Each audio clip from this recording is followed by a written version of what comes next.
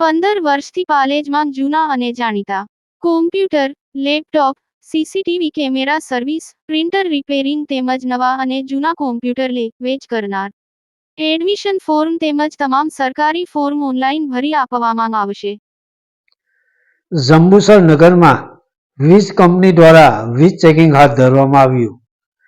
દક્ષિણ ગુજરાત વીજ કંપનીની વિજિલન્સ ટીમ દ્વારા જંબુસર નગરમાં વીજ ચેકિંગ હાથ ધરવામાં આવ્યું હતું.